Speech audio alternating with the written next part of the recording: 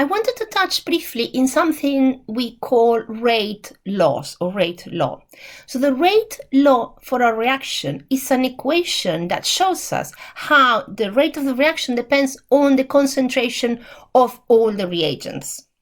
So I've got here the reaction of ammonium nitrate, the composition, this dissolution of ammonium nitrate, and you've got the concentration of the ammonium and the NO2, and times some coefficients, although here you don't have any coefficients. Well, I mean, you do have, it would be 1. We don't show it. And we have something called K.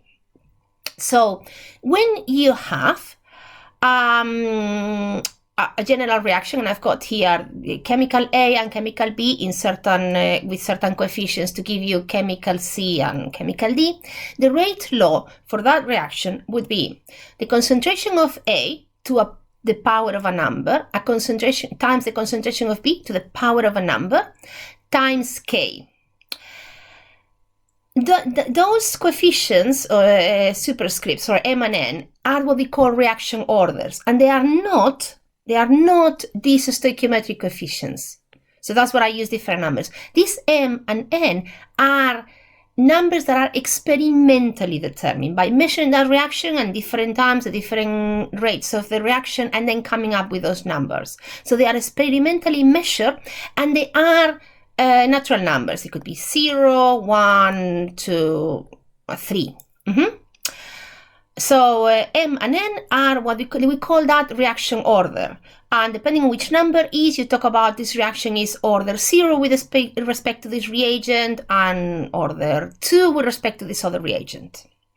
And then K is what we call the rate constant.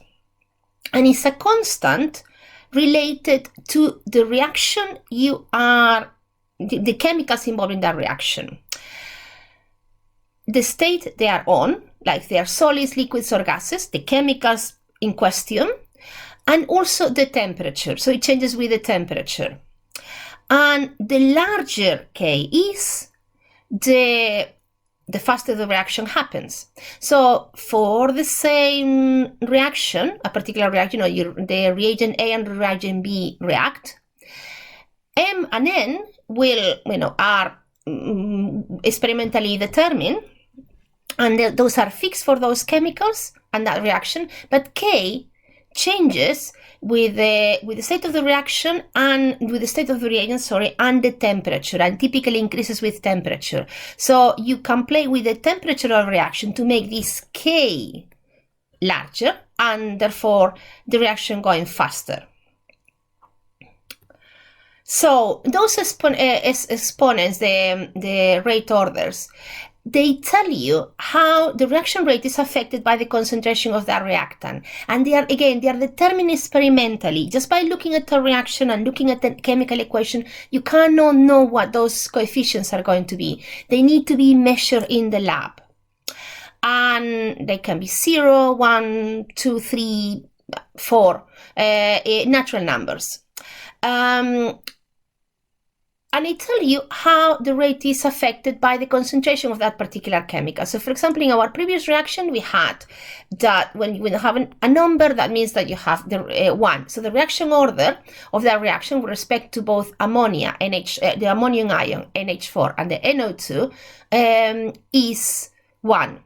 So we describe that as, this reaction is first order with respect to NO4 plus and first order with respect to NO2.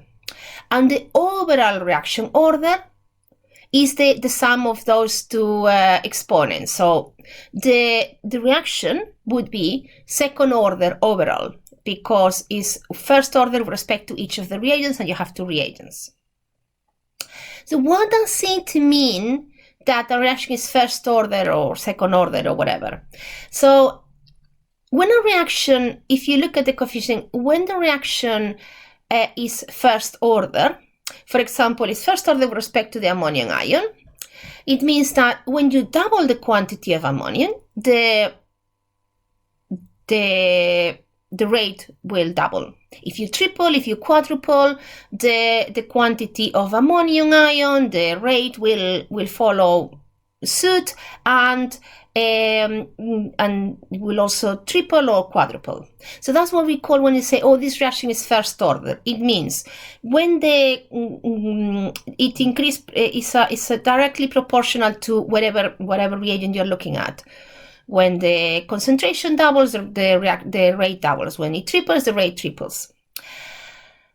If a rate law is second order, so if the coefficient is a 2, that means that when the reaction speed, the reaction rate will double when with the square of the concentration.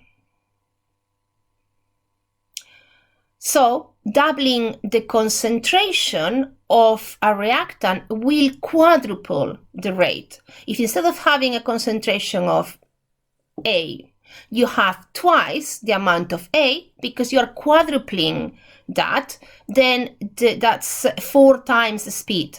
So actually the coefficients can be quite important, because the larger they are, the faster the reaction is going to be. And you have a first order reaction, and second order, and third order, multiple orders.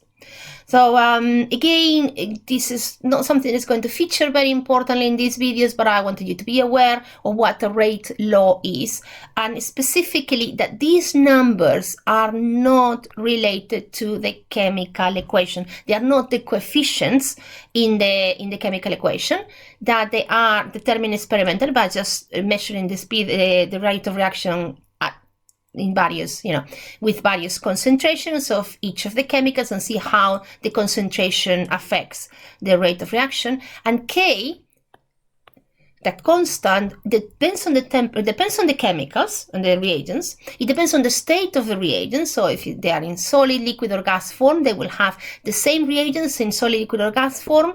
That will have a different reaction rate, and that will be reflected in a different value for K. And the temperature also will affect the reaction, the value of K. The larger the K, the faster the reaction will go.